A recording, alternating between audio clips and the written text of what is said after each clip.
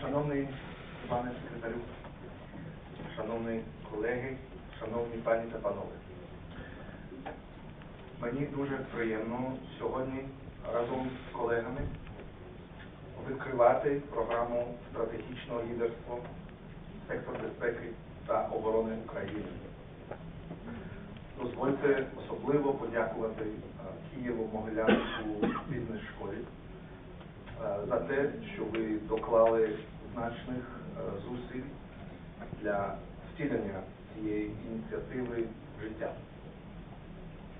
I would also like to take this opportunity to thank my colleagues from the United Kingdom and Canada for their support, without which the project as we see it today would not be possible.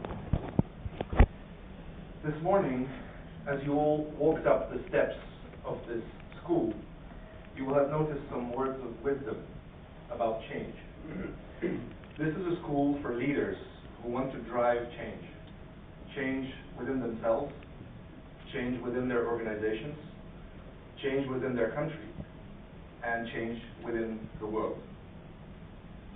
And supporting change in Ukraine's security and defense sector is precisely what NATO representation advisors have been doing in Ukraine since 2014 as part of NATO's support for Ukraine following the Russian aggression. Since then, Ukraine has completed the full cycle of its security and defense review, and allied advisors were engaged at every step of the process, from the development of the national security strategy in 2015 to the approval of the state program for the development of the armed forces of Ukraine just a few weeks ago.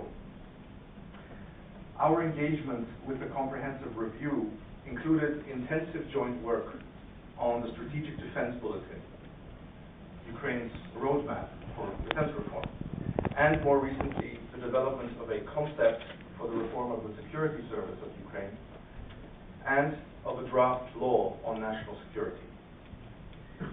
Ukraine's leadership has articulated an ambitious goal, which is to implement NATO standards and practices by 2020. The key common denominator in these reform efforts is the establishment of civilian control and democratic oversight of the security and defense sector. This process also envisages a fundamental transformation of current work practices in accordance with Euro-Atlantic standards and principles. These practices include the appropriate delegation of decision-making responsibility and the establishment of effective interagency coordination.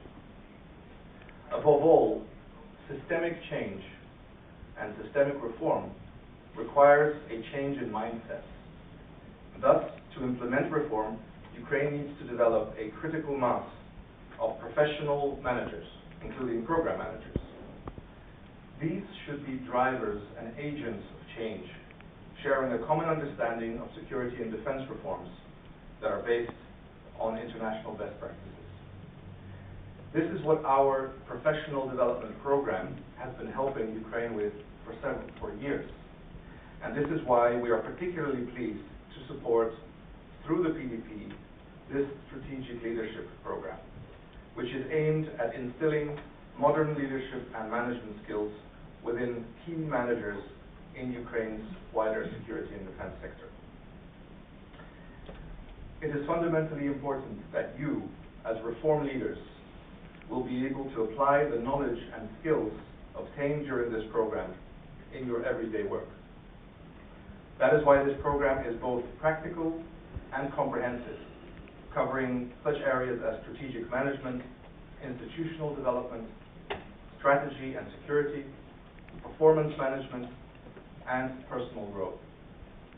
Indeed, we hope that the practical teaching, training, and mentoring processes, which will will use selected objectives of the Strategic Defense Bulletin as examples for case studies will result in immediate benefits for defense transformation.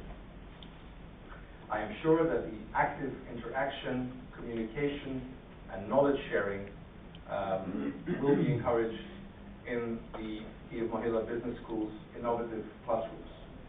And we would also encourage all of you to provide feedback on how to make this course even more useful to you. Because for us, it is important to see that the curriculum is effectively tailored to your needs as professionals and reform leaders in the security and defense sector. With that, let me wish you a challenging but also a rewarding year ahead. Thank you for your attention.